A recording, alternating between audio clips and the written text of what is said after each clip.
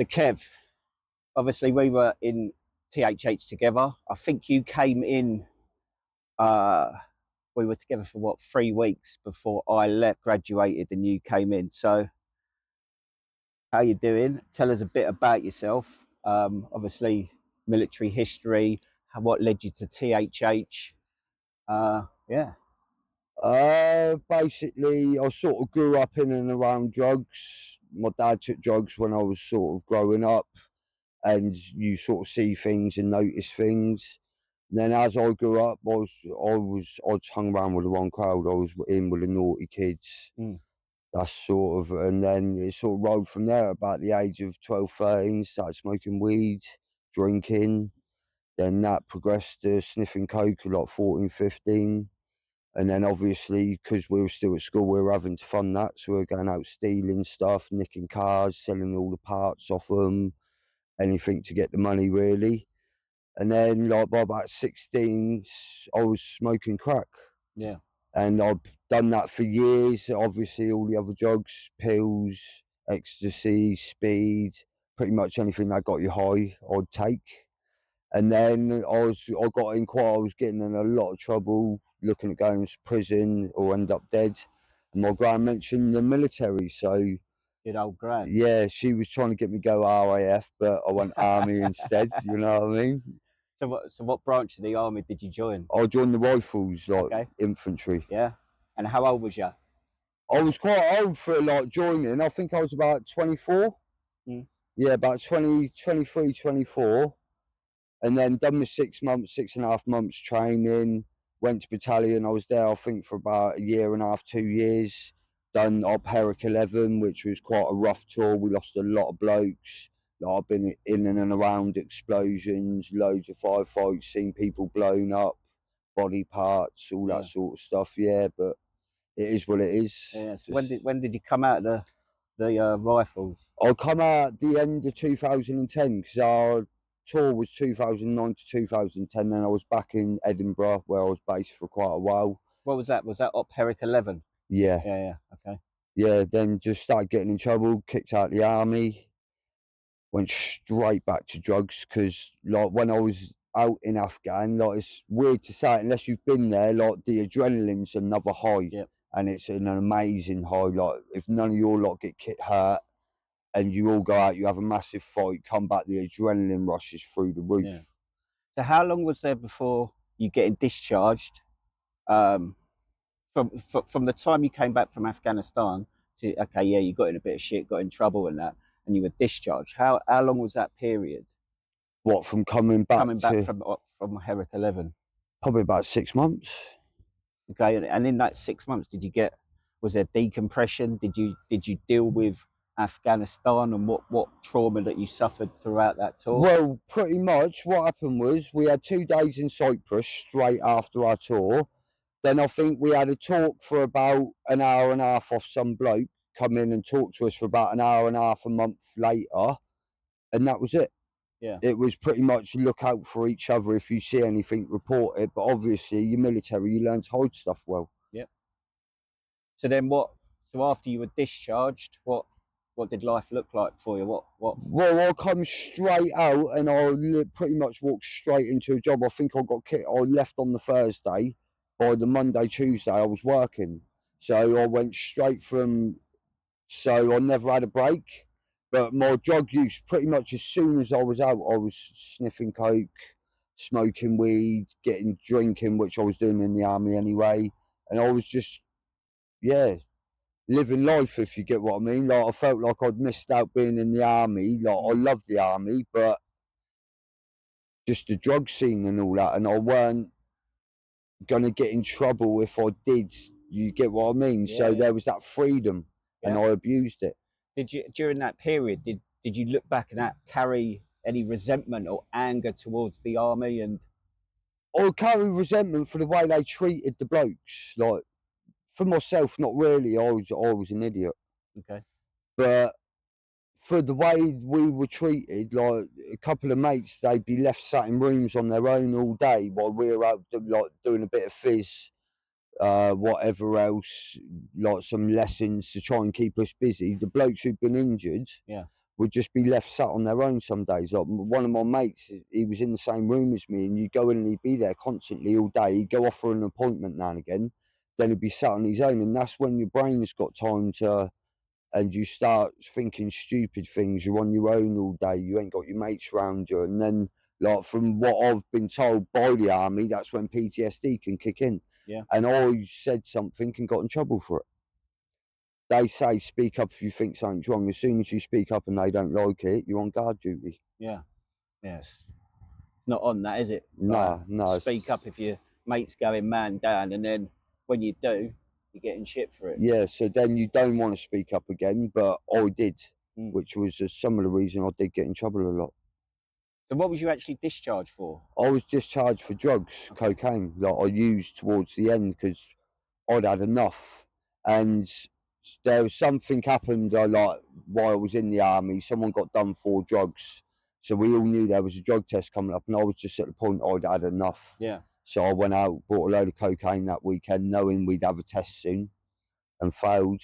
So do you think if you had gone to your chain of command and said that I think I'm struggling with a drug problem, do you think they would have offered you a support, or do you think the same outcome would have happened? You would have just been kicked out? I think it would have been the same outcome. There weren't support. Yeah. Like, your support was your mates. Yeah. That was the only support I think we ever had. Yeah. Was each other. And then that sticks with the lower ranks, because as soon as the higher ranks, they stick to their own as well, don't they? So yeah, the only support I ever really got was through my friends in there. Yeah. And it was vice versa. We all looked out for each other, but obviously, like I said, you learn to hide things well. If you are struggling, you just sort of shrug it off. I'm trying to kill people, I should be able to handle this shit, and you just put it to the back of your mind and carry on. And you mentioned when you spoke out for friends about, like you said, I think so-and-so's struggling. What do you reckon the reaction would have been if you'd have said, come forward and said, I'm suffering with my mental health? What do you reckon there would have been any support there? Well, there was one bloke who did do that, and he sort of got ostracised for it. Like, he got basically moved out of platoon, sent somewhere, like, I don't actually know where or what, you know what I mean? And then he sort of come back, but it was sort of awkward for him, I think, because there's a mentality in the army, and that I'm strong, I can cope, like, I'm a trained soldier, I can deal with anything. And I still think there's some stigma behind it. Yeah. Like, of he's weak. So then if you are struggling, like in my head at the time, I weren't struggling. It's not till looking back now where I think actually I fucking was. Yeah, I get that. But now, like, yeah, there's a stigma behind it. It's, you've got to be strong, you've got to be fucking, otherwise you can't be trusted to be next to someone on a battlefield, because what if you break, like snap or something, you're a liability, not an asset. So you just sort of shrug it off and move on. And then obviously over years it builds up till it becomes a problem. Yeah. So we met in THH, which was, well, it would have been this time last year, wouldn't it? So yeah, it would have been literally, I think, about 2-3 weeks ago. Yeah, last year, yeah. So what led you to Tom Harrison House? Like, did you try? Obviously, I'm presuming the drug use ramped up. Like, talk us through that. How did it escalate? How did you ever try any other methods and that? No, pretty much when I come out of the army, I went straight back to coke, because I thought I'm not doing crack again. Like, that got a problem, so I thought I'd just stick with coke, because that's an acceptable drug where I'm from. Like, it's just part of pub life. It goes hand in hand with a pint where I live. So I started doing coke, just getting on that. And then it got to a point where I was probably spending, like, I'd spend like 300 quid in a night, you know what I mean? And I wouldn't go to bed until I'd finished that coke. And then I couldn't go to bed anyway, so I'd try and get more. And obviously then crime comes into things. But then I eventually started taking crack again. And then I started taking, my gran died, and I got bad on, like, that's when I started really getting, because she was the one I always turned to for help. As soon as she was gone, there was, like, in my head, there was no one. There were people, but in my head, there weren't. Yeah. So and then I started smashing, not taking heroin as well to come down off the crack, and then heroin become more important than crack. And I spent about 10 years just on crack and heroin. It was horrible. Yeah. But I couldn't see a way out. My way out was going to be get myself sent to prison, because at least, even if I didn't get off the drugs, at least I got a break from the lifestyle. That was how I was looking at it. Yeah. Then I got involved. I went to the doctors eventually when I said, "Oh, I'm done. I can't do this no more." Like, I've never tried to take my life, but I've thought about it a lot, and I thought I need to do something. So I went to the doctors. They put me in touch with someone called what's her name? Up Courage. Up Courage, yep. Yeah. And through them, like, I got involved with them, and then they mentioned about a place called Tom Harrison House that was specifically for veterans. Yep. So I thought, well, I'll give it a go. And it took me quite a long time to get in there because of funding. I had to get a detox and all that sort of stuff. So, but they always kept in contact with me. Tom Harrison House always phoned me up, same as Up Courage. And there was another woman called Sarah. I think she was like with the Veterans Trauma Network type place then. Like, they come and meet me, go through paperwork. They sourced all the funding. I literally just carried on getting hammered. Yeah, yeah.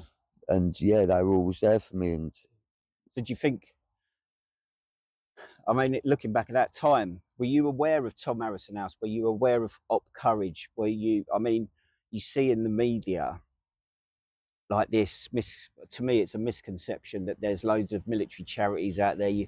Help for Heroes is mentioned. But I know I'd certainly never heard of Up Courage. I'd never heard of Tom Harrison House. Had you heard of them? Like, do you think more could be done to get this information out to struggling veterans? yeah, 100%. Like, I knew about the British Legion, but I didn't have a clue what they actually did. Yeah. And because I was so busy getting hammered, I weren't looking for charities. It weren't in my forefront of my mind to search that sort of thing.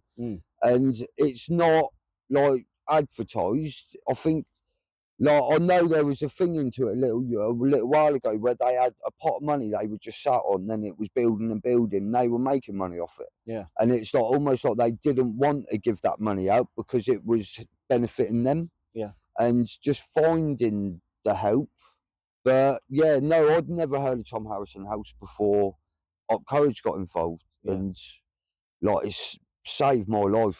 No doubts that I would be dead or doing a long prison sentence. There's no ifs or buts. Yeah. So you managed to find Tom Harrison House. So talk me through Tom Harrison House. Well, like I said, as soon as I was put in touch with them, they phoned me regularly, like minimum every 2 weeks. Sometimes they probably couldn't get hold of me for a month, but they continued trying until they did.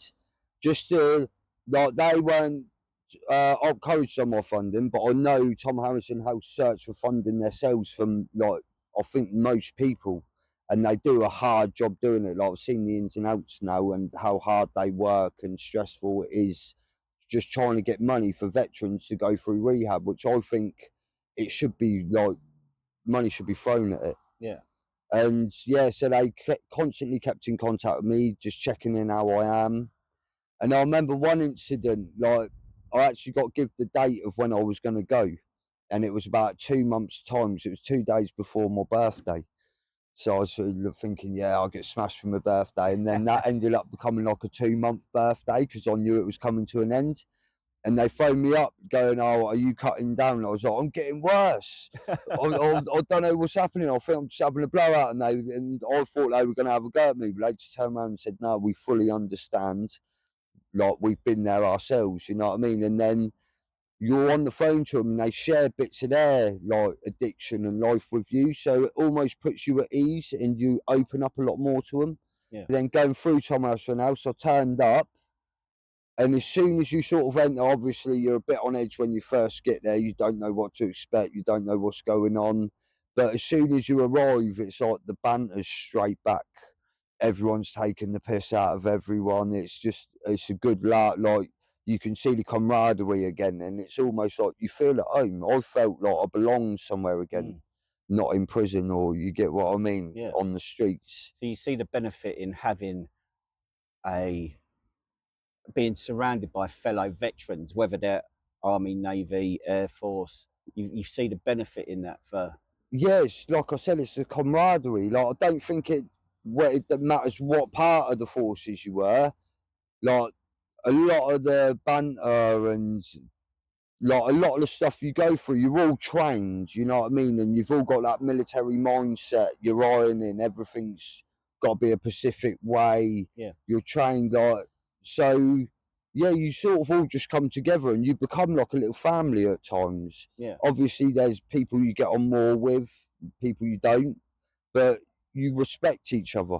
What do you think that the toughest part of the 12 weeks rehab with Tom Harrison House was for you? Like, I know what my toughest part was. It was this thing we've done with masks, where you had to do like the mask you present to the world, so what you think you put out there to protect yourself, and then what you think people see. I think that's what it was like along the lines, and mine were pretty similar. And like, I remember thinking, right, if I wait till like one of the last ones, time's going to run out, I won't have to do it. So I sort of kicked them under my chair, sat there, and they just let it go on. And in the end, I had to do it. And like, I was just sat there, I felt so awkward. Like, everyone knew my weaknesses, like, it could attack me. And one of the therapists turned round to me and said, "Are you okay?" And I was like, "No, fuck," like, I had a bit of a rant. And she was like, "What's wrong?" And I felt like I feel exposed. Like, I feel like all my walls have been torn down and now there's nothing protecting me. And then that was like one of the big changing moments in the treatment centre for me, because I exposed myself a bit and never got attacked. I sort of started dropping some of those walls and letting people in. And then the therapy team could start helping me because I wasn't fighting against them anymore. I understood like what it was about, Yeah. and how being myself, not being that person in addiction, could benefit me. Yeah. So I know after Tom Harrison House, you went to the Bridge Project. Yeah. What's the Bridge Project, and do you think it's beneficial? Good things, bad things, like? Yeah, Bridge is basically, it's civilian and military, and it's like a sober living. So you'll get put. They've got loads of different houses. Like, they've got houses with 3 rooms in to houses with 8 rooms in, and you'll be placed in one of the houses along other people who are trying to stay sober. You have to do 3 meetings a week, like NAAA or CA. Mine's NA.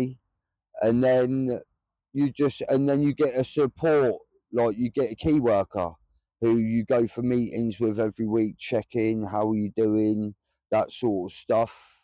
And yeah, you just sort of learn to live. But obviously people relapse, things change round, and it's just learning to deal with life, basically. Like, 2 weeks after I graduated Tom Harrison House, my sister died, and I messaged one of the therapists saying, "I don't know what to do. My sister's dead. Can we have a chat?" And within a minute, she was on the phone to me. Within 10 minutes, she was in the kitchen of where I lived, talking me through things. And I'm no longer at Tom Harrison House, I'm at Bridge. So for her to just drop everything, come, and then with the support of Tom Harrison House, all the graduates, even the Bridge staff and other people at Bridge, I sort of got through it without taking drugs. I was close. Like, I was within 20 metres of picking drugs up. I could see the people that would have had it. And what I learned at Tom Harrison House, sort of, I thought, right, 5 minutes, I'll do another lap. I'll walk around this park another time, and I ended up back at the house. So if there was one bit of advice you'd give a struggling addict, what would it be? There is hope. There is hope, and there is options available, but you've got to be willing to want it and go after it. Like, it's not going to smack you in the face. You actually have to put a bit of legwork in at the start. But once you show willingness and you want it, there are people and organisations that will jump in and help you. So ask it. If you need it, ask for it. If you want it, go for it. As THH clients, we came to Shyline for our equine therapy. So can you share your experience as a client and your experience of the place? Like what, how did you feel about coming here, and what was there anything, any benefits for it? Was there anything you didn't like? Well, like when I first heard about equine therapy, I didn't even know what equine meant. I just thought it was like swimming or something like that. But then I learned it's about horses, and I thought probably ain't going to be for me. Horses have never been my thing, you know what I mean? But I'll go. Well, you ain't really got a choice. You're going. Yeah. You don't get the option. You're going. But like when I got here, like I met a horse called Edward who become the horse that I spent the 12 weeks with, and like the benefits of it is just it gets you out your own head. It's so relaxing. You turn up and it's just you and the horse, and you go for a walk, feed them, brush them down, pet them, and they don't judge you. You know what I mean? There's no judgment from a horse. It just sort of, they can be a bit like temperamental at times, but I think that's reflecting how you are. But yeah, no, it was brilliant. And the staff as well, they're so helpful, knowledgeable. Like because when I first was trying to walk him, he'd stop, so I'd face him and it'd almost be like a face off. Yeah. And they'd say, look, just look the direction you want him to walk and he'll come with you. And straight away we're walking around. But yeah, no, it was brilliant. And like, I can't say enough good things, which is one of the reasons why I've come back to help out, and hopefully I'll be hit back to help out more in the future. Excellent. I'm sure they'll be grateful for that. Yeah. So how's the roof gone so far for you? I know we've had some wet weather, we've had multiple volunteers. For 2 days it's just been you and me. How do you feel how do you feel about giving back, firstly? I love it because, like, without these sort of places, this THH wouldn't be what it is.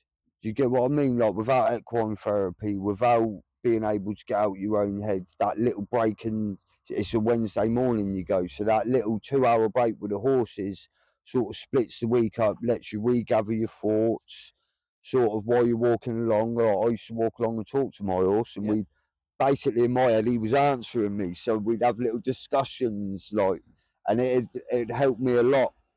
But yeah, no, giving back, like I try and do a bit of volunteering wherever I go or whatever on, like with THH, Bridge, I try and do bits there. And then obviously this has come up and you've organised it, so yeah, I jumped on the opportunity. Yeah. But I think giving back's a big part of recovery. You've took for so many years, giving back a little's not a massive thing for me. Just that, like, if there are any other graduates or people that enjoy working with horses and things like that, this place could always do with the help. There's plenty to get on with, plenty to get sorted. So if you have got the time and the willingness, get involved. Yeah. Because it's a brilliant place and it's helped me through my recovery big time. And like I said, I will definitely be back. Excellent. And look, as you said, that the sun has come out. It's the first time it's properly come out for the last 3 days. That's it. Cheers, mate. No, cheers, mate. Thank you.